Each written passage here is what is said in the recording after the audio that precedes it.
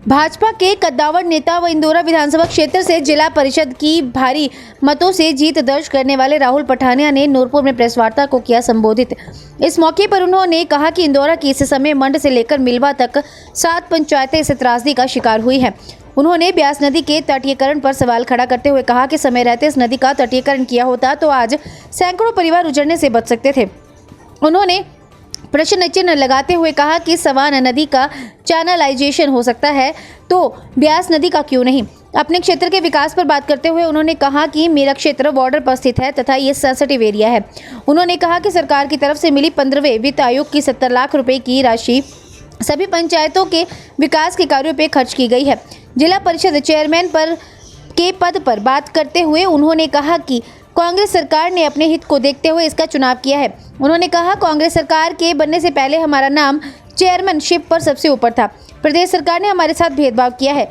2024 लोकसभा चुनाव पर बात करते हुए राहुल पठानिया ने कहा कि मैं पार्टी का एक वफादार सिपाही हूं। मुझे यहाँ जहां भी जैसे भी हाईकमान द्वारा दायित्व सौंपा जाएगा, मैं विश्वास दिलाना चाहता हूँ कि मैं पार्टी के दायित्व पर खरा उतरने की कोशिश करूँगा। पहले तो आप सभी मित्र इंदौरा की इस धरती पे आए, आपका स्वागत है। आपदा की इस घड़ी में आपने इंदौरा क्षेत्र का ये सारा कवरेज कर रहे हैं, इसके लिए मैं आपका आभारी हूँ। हमारी मंड पराल से लेके नीलवा तक 7 पंचायतें इस बाढ़ से प्रभावित हैं, जिसमें मंड मझवा, मंड सनौर, मंड इंदौरा का क्षेत्र भी आता है और ठाकुरद्वारा का क्षेत्र आता है। अगर सरकार ने समय रहते हुए ब्यास नदी को चैनलाइजेशन करने का कदम उठाया होता तो मैं अवश्य एक बात कह सकता हूँ कि ये जो आपदा मेरे किसान भाइयों के ऊपर, मेरे क्षेत्र के लोगों के ऊपर आई है, वो कभी नहीं आती। स्वां रिवर की चैनलाइजेशन ऊना में हुई है। अगर ऊना ज़िले में चैनलाइजेशन हो सकती है, स्वां रिवर की हो सकती है, तो ब्यास रिवर की भी हो सकती है। मेरी सरकार से यही आग्रह है कि जल्द से जल्द ब्यास नदी का भी तटीयकरण कराया जाए। राहुल जी, जिला परिषद की बात की जाए तो जिला परिषद में आपको कितनी पंचायतें आती हैं और आपने जितनी पंचायतें जो आपकी जिला परिषद में आती हैं लोगों के विकास के लिए क्या क्या कार्य किए हैं? मेरे जिला परिषद क्षेत्र जो है वो सारा का सारा बॉर्डर क्षेत्र है। उसमें ढांगू का एरिया भी आता है, टमटाल का एरिया भी आता है, तोकी, शेखोपुर, मोडली, सूरजपुर और छन्नी बेली ऐसे सेंसिटिव एरियाज़ आते हैं। सरकार की तरफ से अभी तक 15वें वित्त आयोग में हमें 70 लाख की ग्रांट मिली है।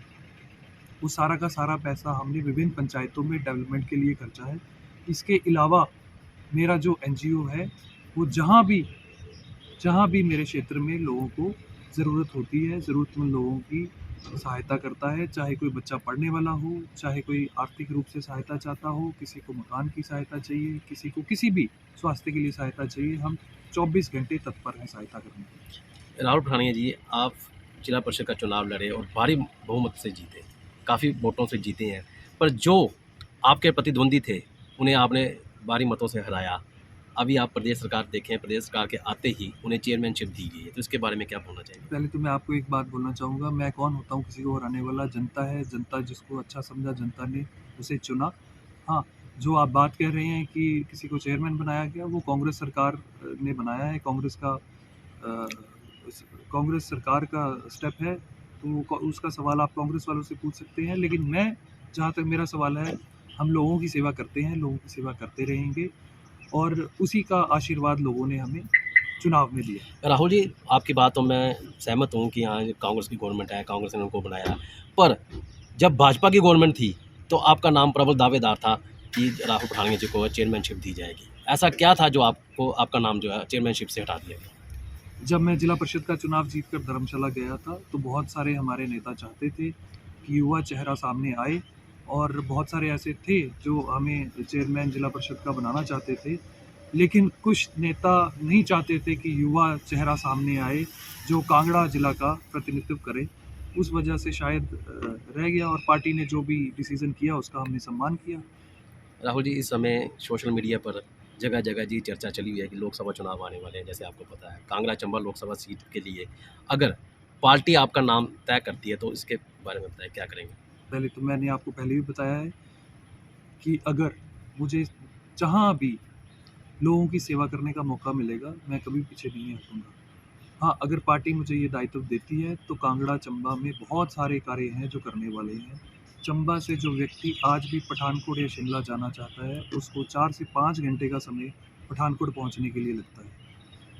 तो मैं चाहता हूँ कि चंबा का व्यक्ति 2 घंटे से पहले पठानकोट पहुँचे, जो मेन स्ट्रीम लाइन है हमारी उसके साथ जुड़े, ताकि उसकी जो स्वास्थ्य की सेवा है, वो उसको जल्दी से जल्दी उपलब्ध हो।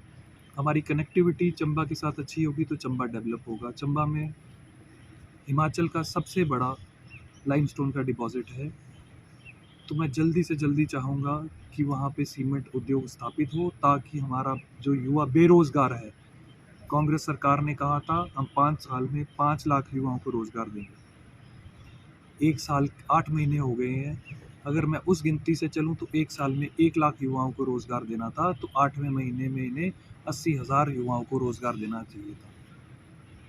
तो मेरे पास ऐसा कोई डाटा नहीं आया है कि 80,000 बेरोज़गार युवाओं को रोज़गार मिला है। तो इसी को मद्देनज़र रखते हुए मैं चाहता हूँ कि अगर चंबा में सीमेंट प्लांट स्थापित हो तो चंबा के बेरोज़गार युवाओं को रोज़गार मिलेगा।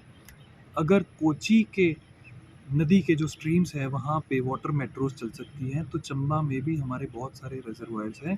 उन रिज़र्वॉयर्स के माध्यम में छोटे-छोटे स्टीमर्स चल सकते हैं, लोगों की मोबिलिटी बढ़िया हो सकती है।